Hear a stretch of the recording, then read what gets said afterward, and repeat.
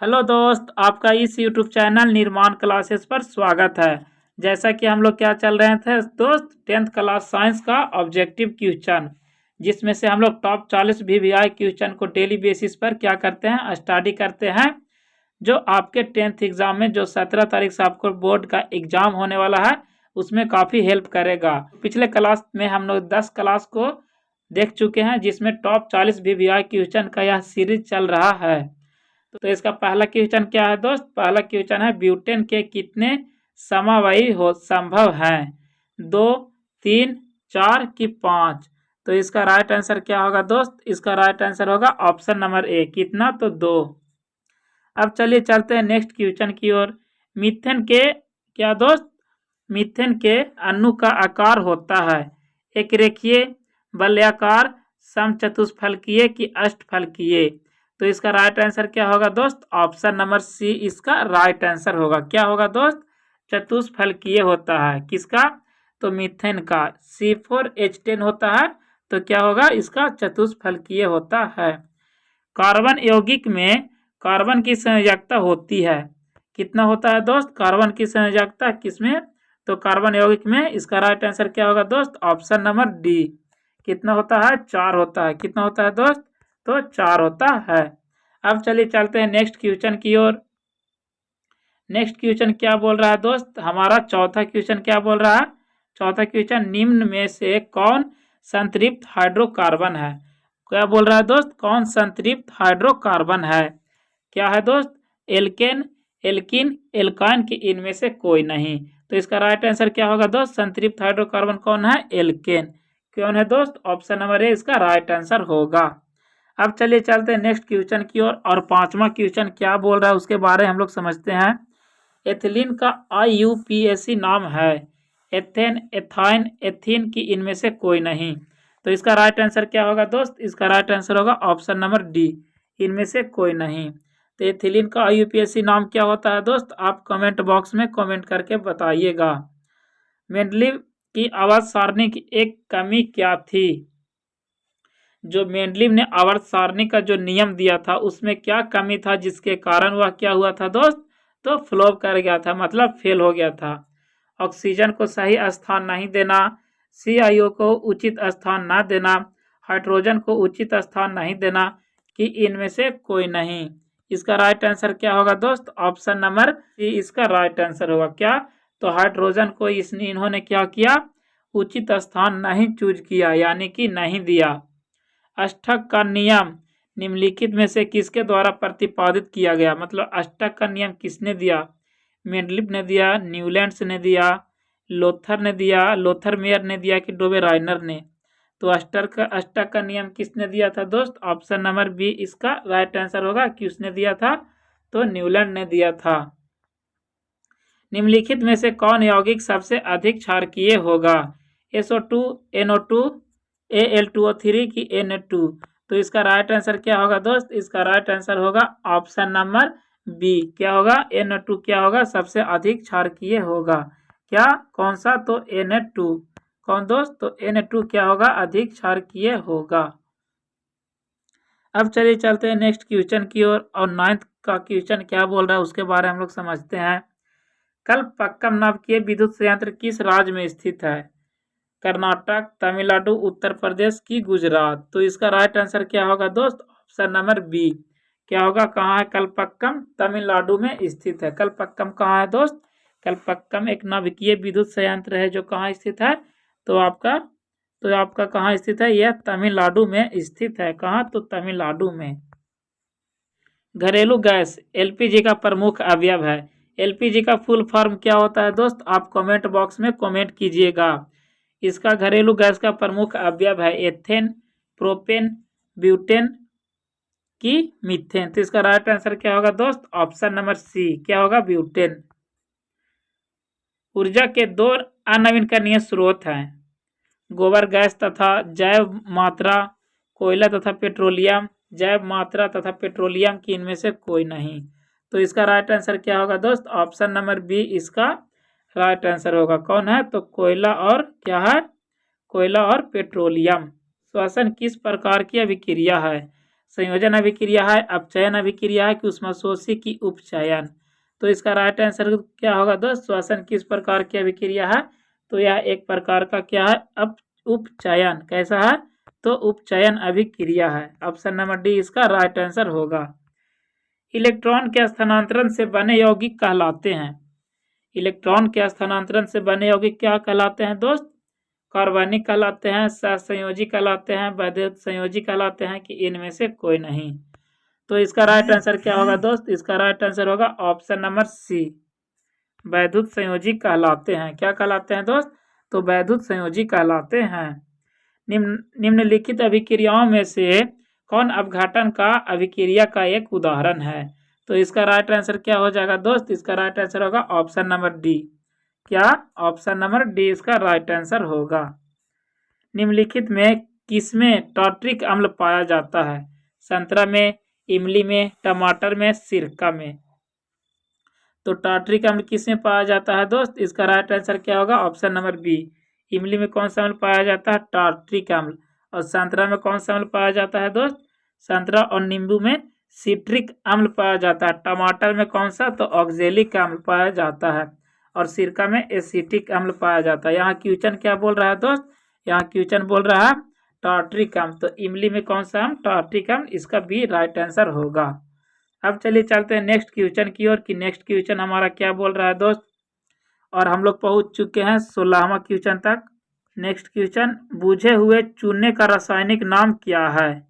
बुझे हुए चूने का रासायनिक नाम क्या है? इसका नाम क्या है दोस्त? बुझे हुए चूने का रासायनिक नाम calcium oxychloride, calcium chloride, calcium oxide की कैल्शियम हाइड्रोक्साइड। तो इसका राइट आंसर क्या होगा दोस्त? इसका राइट आंसर होगा ऑप्शन नंबर डी। क्या होगा? Calcium hydroxide. क्या होगा? Calcium hydroxide. मैग्नीशियम आवर्त सारणी के किस समूह का सदस्य है? समूह 8 का, समूह 1 का, समूह दूसरा का, क्या धातु तत्वों का? तो क्या होगा दोस्त? मैग्नीशियम। इसका राइट आंसर क्या होगा दोस्त? ऑप्शन नंबर सी इसका राइट आंसर होगा। कैमा? तो समूह दूसरा का। कैमा? समूह दूसरा का। आवर्त सारणी में कितने आवर्तन क्या बोल रहे? आवर्त होते हैं। तो आवर्तन लिख दिया है। आवर्त सारणी में कितने आवर्त होते हैं? 12, 9, 8, 7 की इसका राइट आंसर क्या होगा दोस्त? ऑप्शन नंबर डी इसका राइट आंसर होगा। कितने आवर्त होते हैं? तो 7 आवर्त होते हैं। निम्नलिखित में कौन जल संचयन की प्राचीन विधि नहीं है? क्या? कौन जल संचयन की प्राचीन विधि नहीं है? कट्टा, कुल्ल, डगवेल की इरिस। तो इसका राइट आंसर क्या होगा दोस्त? डी। तो इसका राइट आंसर क्या होगा? डी। क्या? इरिस। टिहरी बांध निर्माण का उद्देश्य क्या था? बिजली उत्पादन, भूमि सिंचाई, जल आपूर्ति कि इनमें से सभी। तो इसका राइट आंसर क्या होगा दोस्त? Option number D. क्या होगा? इनमें से सभी। अब चलिए चलते हैं नेक्स्ट क्वेश्चन की ओर। अपशिष्ट प्रबंधन की नई अवधारणा क्या है?